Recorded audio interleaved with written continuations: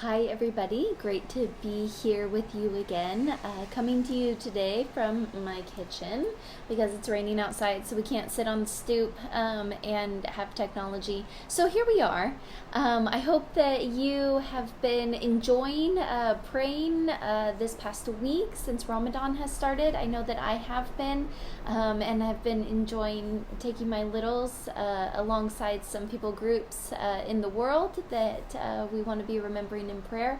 So I hope that's going really well for you guys. If anybody out there still needs some of those resources, please just give me a shout and I would be happy to get those resources to you.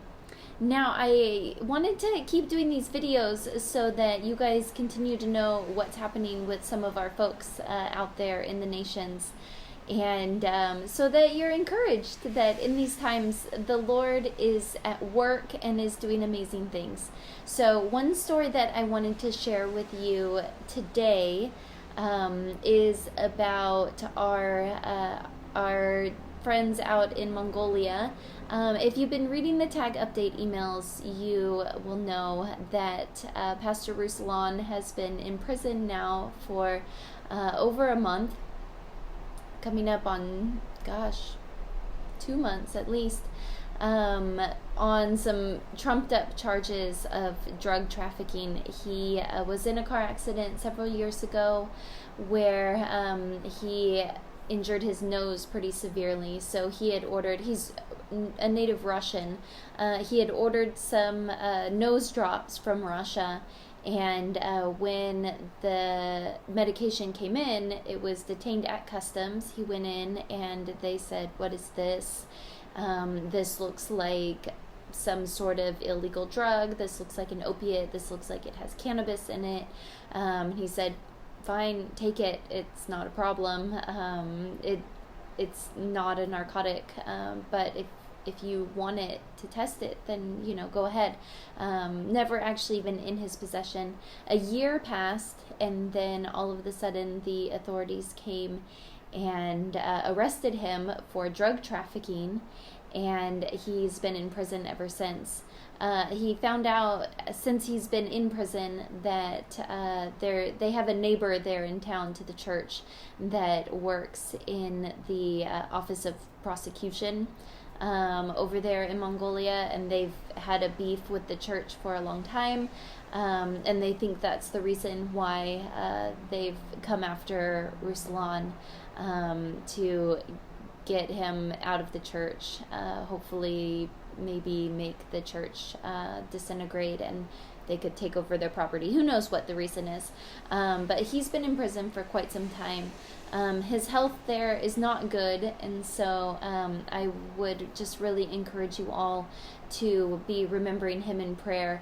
But it is just really interesting the way that the Lord works, right?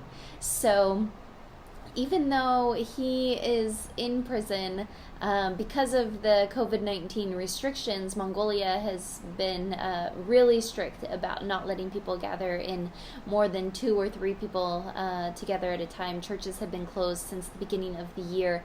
But because Ruslan has been in prison, he has had access to probably more non-believers than anyone else in the area, so he has been sharing the gospel.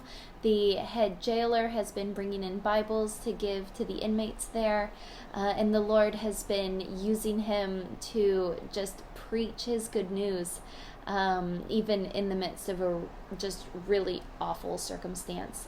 And so I want to encourage all of us to just, in the moments when we feel like our circumstances are really hard and terrible and overwhelming. I know I feel overwhelmed by my children a lot of the time. But just to ask the Lord what he wants to do in this time that we wouldn't have an opportunity to do otherwise. And I hope that you'll remember Ruslan. Pray that the Lord does free him from prison.